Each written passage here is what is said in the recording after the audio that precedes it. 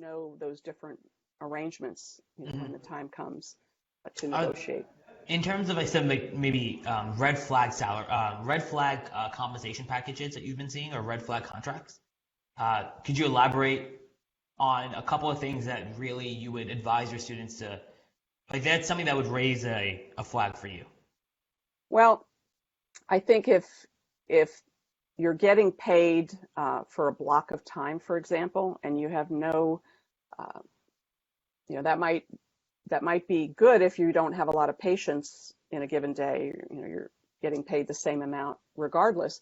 But if you are not in control of your schedule, and most of the time in a busy practice you're not, Hmm.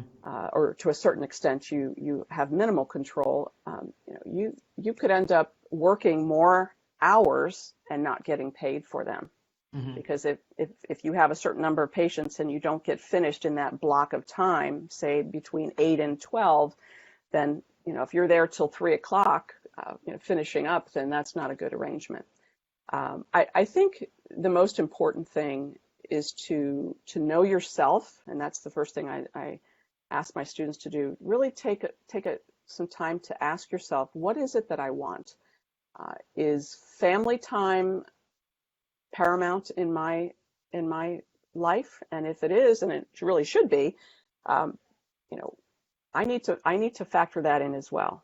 You know, is a weekend, do I have volleyball tournaments, uh, that I have to go to? And if so, then I shouldn't be taking a job that has weekend call. Right. Those kinds of things. So I think really knowing what it is that you want to do, and what your background is going to be really important. And then a lot of us don't always know at first where we want to go.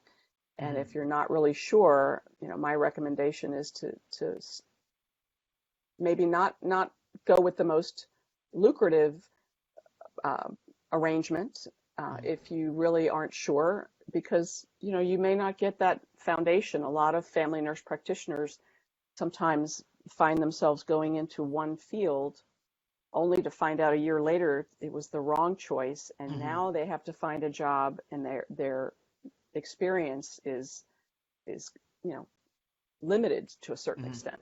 So that's That's really good advice because we similarly, excuse me, and